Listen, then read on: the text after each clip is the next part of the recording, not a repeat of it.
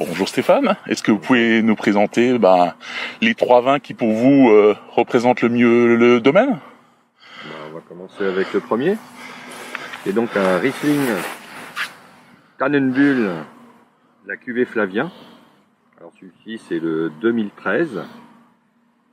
Alors justement on se trouve actuellement dans une des parcelles de ce lieu-dit Tannenbühl. Donc derrière moi vous avez une parcelle qui a maintenant à peu près 8 ans. La plus vieille des parcelles se trouve un peu plus haut, qui elle par contre a 60 ans, donc à peu près. Et nous allons replanter une troisième parcelle juste à côté de celle-là, qui a été plantée donc l'année dernière. Là, il faudra attendre encore quelques années avant de pouvoir la récolter. Donc on va parler un peu de ce vin. Alors ce vin a une histoire. Pourquoi la cuvée Flavien? C'est au sujet de mon fils, bien sûr, qui s'appelle Flavien, qui est né en 2005. Et donc là m'est venue l'idée de faire sa cuvée à lui. Et c'est pour ça qu'à terme, donc pour l'instant, il y a encore toujours marqué Tannenbühl, qui est donc le lieu-dit. Et à partir de 2016, donc toutes les cuvées, donc à partir de 2016, il n'y aura plus marqué le lieu-dit, mais uniquement cuvée Flavien. Voilà. Flavien. Vu que ça commence à être compliqué, qu'il n'y a pas beaucoup de lieux-dits un peu partout et qu'on ne sait pas ce qui va être classé et non. Donc on a décidé de l'appeler cuvée Flavien. Voilà. Sinon, si on veut parler du vin, c'est un vin qui est toujours sec, pratiquement. Rares sont les années où on peut faire des vendanges tardives. Donc bien sûr, là on est sur un plateau. Quand on fait une vendange tardive, c'est l'ensemble de la parcelle où il y aura du botrytis. On sait bien que les années ne se ressemblent pas et s'y prêtent pas toujours à faire des vendanges tardives. Donc soit c'est un vin sec, soit c'est vraiment une vendange tardive avec une densité très très élevée. Donc là on a un vin qui est donc bien sûr sec, qui a à peu près 13,5 d'alcool, qui a beaucoup, alors vraiment énormément d'agrumes. Donc on est sur le pamplemousse. On a l'amertume du pamplemousse blanc et la finale, en fin de compte, on est sur un pamplemousse rose avec des notes un peu plus douces, plus fruits. Et après, qu'est-ce qu'on peut encore dire de ce vin-là? C'est que on peut le boire en apéritif tellement il est agréablement fruité en bouche, sec, minéral aussi, parce que là on est sur un sol calcaire avec un peu d'argile sur le bas. Donc c'est un vin qui s'adapte aussi sur le poisson. Et puis sinon moi je préfère un apéritif. Voilà. D'accord. Comme tu l'as dit, on est en extérieur. À côté de toi, on voit de très jolies fleurs. Est-ce que tu peux justement nous en parler? Parce qu'elles sont un peu révélatrices de quelque chose. Alors bien sûr, elles sont révélatrices de quelque chose. On sait bien qu'aujourd'hui en Alsace, on a tendance à aller de plus en plus vers le bio. Donc nous, notre domaine, bien sûr, est en bio depuis très très longtemps. Et je pense que en respectant les sols, il y a ce genre de fleurs, donc ce qu'on appelle la tulipe des vignes, qui reprend en fin de compte sa place aujourd'hui. Et si on continue comme ça, dans cet esprit de travailler naturellement, on aura de plus en plus de fleurs différentes de nouveau dans nos vignes. Et donc, contrairement à ce que les gens peuvent des fois croire, ce n'est pas planté. Elles reviennent naturellement. Elles reviennent naturellement. Voilà. Et toujours à peu près à la même période. Voilà. Donc après, c'est sûr que si on passe les intercepts, on les enlève de nouveau. On va pas. Quoique je vois que mon papa a fait très attention. Il a passé l'intercept, mais il en a laissé quelques-unes. Ouais, tout à fait. Bon, voilà. On va aller découvrir les autres vins. Eh bien, on va rentrer au domaine et on va aller goûter. Donc, on va commencer avec un rouge, suivi d'un blanc, qui est vinifié également en barrique. Allez, en avant. Nous voici de retour dans le Saint des Saints pour découvrir cette deuxième cuvée. Oui, donc de retour au domaine. Donc là, on se trouve dans la cave à barrique. Donc, quand je dis cave à barrique, c'est des barriques bourguignonnes qui ont 228 litres de contenance et on les utilise principalement pour le rouge. D'ailleurs, tout le rouge du domaine est vinifié en barrique. Alors vous voyez bien que ce n'est pas des barriques neuves, c'est des barriques qui ont aujourd'hui entre 3 ans jusqu'à la plus vieille qui a maintenant déjà 25 ans. Et là on va donc goûter un pinot noir qui est issu du Grand Cru Steinmüller. Alors attention, il ne faut pas dire que c'est un pinot noir Grand Cru Steinmüller, vu qu'on n'en a pas le droit. Pas pour l'instant, ça va peut-être venir. Une très belle couleur, foncée. Donc ce pinot noir a une histoire aussi. En fin de compte, j'étais en Australie en 95. En 95, j'étais en Australie. Et durant mon stage, j'ai donc bien sûr vinifié essentiellement des rouges, du vin blanc. On sait bien que c'est en Alsace qu'on fait le meilleur. Par contre, en rouge, c'est vrai qu'il y a des très bons rouges un peu partout. Et surtout là-bas en Australie, donc dans le coin de la Barossa-Vallée. Et mon maître de stage vinifiait toutes ces grandes cuvées dans des barriques assez anciennes. Quand je dis anciennes, je crois que les plus jeunes devaient avoir 5-6 ans. Et pareil, il avait des barriques qui avaient plus d'une vingtaine d'années. Donc à mon retour de ce grand voyage de 7 mois, j'ai décidé de faire pareil, des grands rouges. Pas des rosés comme on avait dans le temps, ni des pinots noirs, on ne savait pas trop si c'était blanc ou rouge quand on les goûtait à l'aveugle. Donc c'est des rouges qui sont très très concentrés. Donc celui-là vient du Grand Cru Steinmüller et avec des rendements très très faibles. Donc là-dessus on tourne dans les alentours entre 25 et 30 hecto-hectares, suivant les millésimes. Ensuite il est vinifié donc en barrique pendant à peu près 14 mois minimum. Il y a certaines années où j'ai laissé un peu plus, on est allé jusqu'à 18 mois. Ça, c'est quand les années sont vraiment, quand le pinot noir est vraiment très très riche et qui demande un peu plus de souplesse, parce que c'est un pain très mûr, un peu dur, donc il faut assortir tout ça avec la barrique.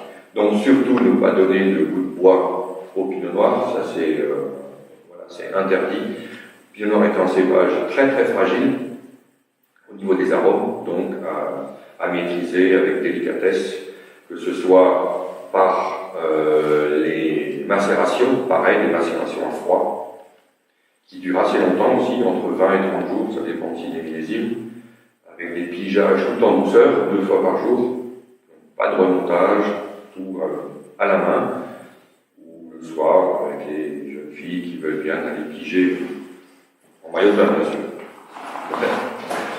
Et donc le fait de vinifier ensuite dans ces barriques va permettre au vin de s'harmoniser, de s'assouplir. C'est ce qu'on appelle une micro-oxygénation. Donc on aura des vins beaucoup plus soyeux, tout en gardant la concentration des vins. Alors on va le goûter. Donc là j'ai ouvert un 2011, donc il y a déjà quelques années. Donc, il faut savoir que sur ces vins-là, il faut de préférence attendre au moins 4 à 5 années de bouteille pour qu'ils s'ouvrent de nouveau. Et aussi, il est conseillé, que je n'ai pas fait maintenant, mais il est conseillé de le carafer à peu près 1h30, 2 heures avant. Même 5 heures, c'est toujours, c'est même encore mieux. C'est même encore mieux. Ouais. Je vais aussi déguster, celui-là. Allez-y. Donc, la caractéristique de ce pinot noir, c'est qu'on a régulièrement ces arômes de cassis. Et ça, on retrouve depuis 1995, depuis que je travaille la vigne de cette manière, donc petit rendement, et que je vinifie aussi de la manière que je fais actuellement, donc depuis 25 ans. Ces arômes de cassis sont là toujours très très présents. Et on ressent également une minéralité. Pourquoi? Parce qu'on est sur un sol argilo-calcaire, donc automatiquement la minéralité ressort. Et il est vrai qu'elle ressort plus, comme j'ai dit avant, au bout de 4-5 ans de bouteille que quand il est jeune.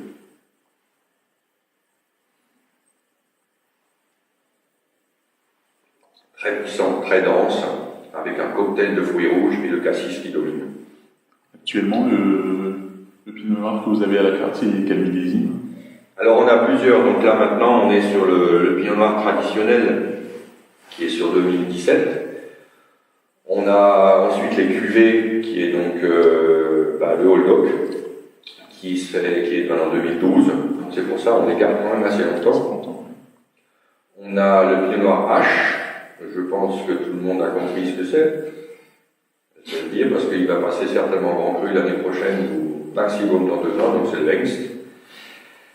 Et on a également encore un autre pinot noir qui s'appelle Granit, qui lui se situe sur Valbach. Donc c'est une grande parcelle qui fait pratiquement 1 hectare.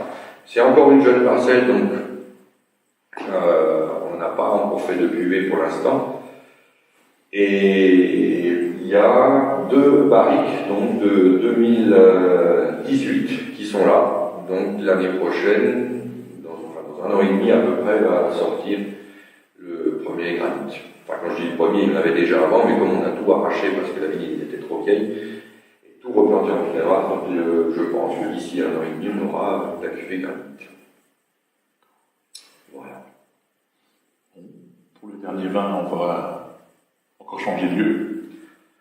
On peut changer de lieu, il y en a tellement, il y en a partout, donc on va aller dans un autre endroit pour parler du prochain qui sera à Blanc. Allez. Santé. Gesundheit. Voilà. 3e lieu du domaine pour un 3e vin. Voilà. Donc là, on est dans un endroit assez spécial.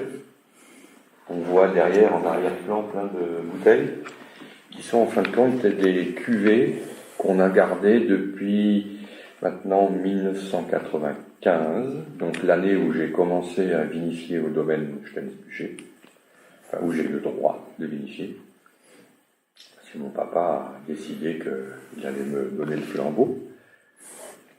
Il a peut-être pris des risques tout de suite comme ça, mais il a vu le résultat, il s'est dit c'est bon, tu continues. Voilà, donc c'est ce qu'on appelle une bibliothèque à vin. Alors on ne voit pas tout sur l'écran, mais il y a aujourd'hui dans cette cave à peu près 4000 bouteilles, à peu près. Donc ce sont toutes des cuvées où on a décidé d'en garder entre 60 jusqu'à 300 bouteilles et qu'on remet en vente 10 ans après. Alors la clientèle pour ces vins-là, c'est essentiellement des privés, bien sûr, mais il y a également des restaurateurs, des cavistes, des bars à vin, qui aiment bien avoir des vins d'un certain âge, et bien sûr qui soient encore très bons. C'est préférable. Beaucoup de gens disent que les vins d'Alsace ne se gardent pas, j'en ai ici la preuve que si. Voilà, donc on passe souvent des moments ici. En hiver un peu moins, parce qu'il fait un peu froid, mais en été souvent. Ça fait du bien de descendre de 40 degrés, une température de 17, c'est très agréable. Voilà, donc pour le 3e vin, j'ai choisi un Pinot Blanc. Donc c'est un Pinot Blanc vieille vigne, 2015. Alors pourquoi vieille vigne? Parce que c'est effectivement une vigne qui est vraiment très très vieille. On ne sait pas exactement actuellement combien d'années a cette vigne, mais je pense que la majorité des plants ont résisté au phylloxéra. C'est une dame qui avait cette parcelle, enfin elle l'a toujours, elle est en location, et elle n'a plus d'écrit de l'année de plantation. Donc on pense qu'elle a à peu près une centaine d'années. Voilà, donc bien sûr les rendements sont très très faibles, on tourne entre 15 et 20 hecto-hectares sur cette parcelle. Donc c'est vraiment sur le mont du Hengst, vraiment au sommet. Donc pareil, pratiquement un plateau. Et les raisins sont toujours extrêmement mûrs. C'est-à-dire qu'on rentre jamais, donc depuis 96, depuis qu'on le fait, j'ai jamais rentré de raisin en dessous de 13,8 de potentiel alcool. Avec une acidité aussi très très élevée. Et grâce à cette acidité élevée, je me suis dit, pourquoi pas le vinifier en barrique. Donc, le Old Oak qu'on avait avant, qui était une histoire australienne, l'année d'après, j'ai dit, je veux faire un blanc également, pas australien, alsacien, mais avec une vinification un peu différente de la vinification traditionnelle alsacienne. Donc ce vin-là reste normalement 2 ans en barrique. Il y a des années où il a tellement de mal à fermenter qu'il reste, comme le 2013, est resté 3 ans en barrique. Donc c'est extrêmement long.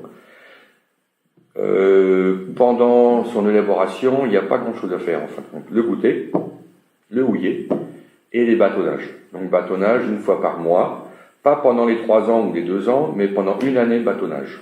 Donc pour remettre les lits en suspension, pour redonner de l'énergie au vin, pour redonner du gras au vin, et ainsi de suite.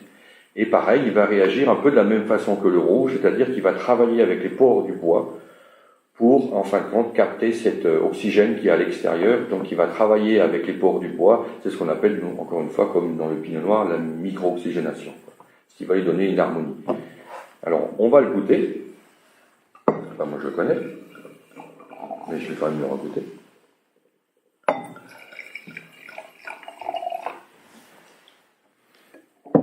Donc c'est un vin qui est régulièrement vinifié en vin sec, c'est-à-dire pas de sucre résiduel. Un vin qui est très complexe. On a des arômes qu'on ne retrouve pas forcément dans un pinot blanc. On a la base, on a les fruits jaunes, on a la fleur blanche, mais on a une particularité que je n'ai jamais goûté dans un vin d'Alsace, et il n'y a que celui-là qui arrive à sortir ça, c'est la nèfle. Alors pourquoi la nèfle? Vous savez ce que c'est la nèfle? C'est un ancien fruit qui n'est pas encore disparu, mais on n'en voit pas beaucoup. On ne voit plus beaucoup. À manger, c'est pas forcément fantastique, mais avoir cette odeur de nèfle dans le nez est impressionnant.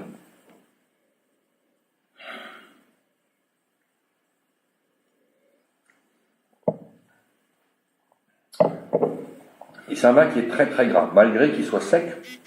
On a cette sensation de sucrosité alors qu'il n'y en a pas. C'est ça qui est incroyable. Bon, bien sûr, c'est un vin qui s'adapte, encore une fois, je suis désolé, mais avec rien. C'est un tel plaisir à le boire comme il est, tel quel. C'est vrai que c'est... Voilà. Alors après, j'ai essayé avec... sur la gastronomie, bien sûr, il y a des choses qui vont très bien, comme le fromage, à pâte dure, de préférence.